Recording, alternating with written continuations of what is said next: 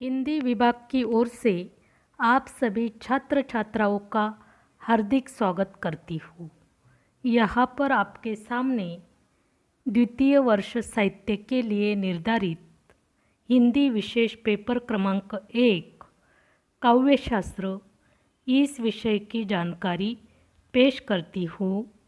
इसके अंतर्गत पिछले व्याख्यान में आपने प्रथम काव्य हेतु प्रतिभा इसका अध्ययन किया और आज हम दूसरा काव्य हेतु व्युत्पत्ति इस पर प्रकाश डालेंगे। व्युत्पत्ति यह काव्य हेतु का दूसरा प्रकार है। उत्पत्ति का अर्थ है निपुणता।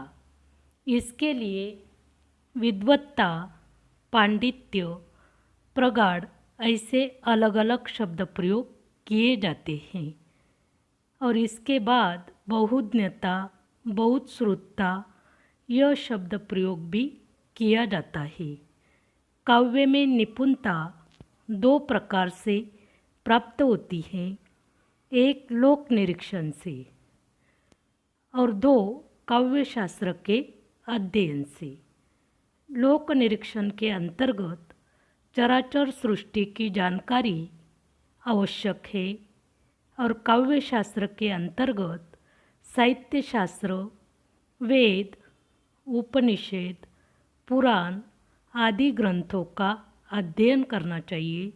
साथ ही साथ 64 कलाएँ, 4 पुरुषार्थ और विविध प्रकार के सामाजिक, राजनैतिक, भौगोलिक विषयों की जानकारी प्राप्त करनी चाहिए और कला, ज्ञान, विज्ञान सभी शाखाओं में कवि को पारंगत होना चाहिए।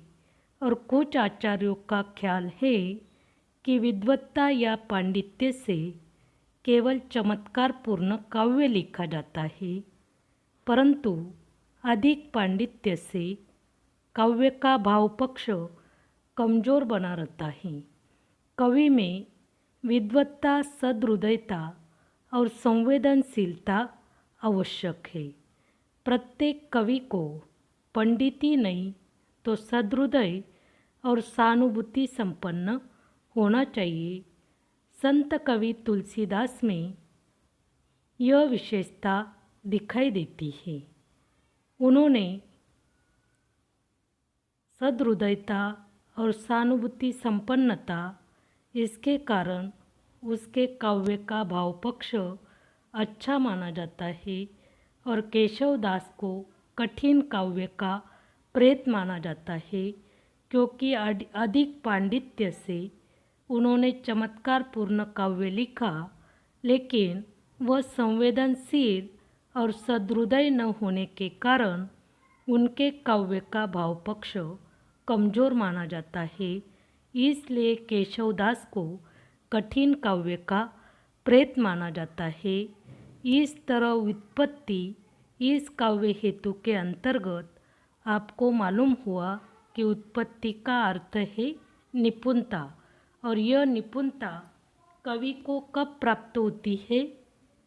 एक लोक निरीक्षण के अंतर्गत कवि लोगों को इस चराचर सृष्टि में जो कुछ चीज़ है इसकी जानकारी मालूम होने चाहिए, तब वह एक अच्छे काव्य की निर्मित कर सकता है। इस सृष्टि का ज्ञान उसे प्राप्त होना चाहिए।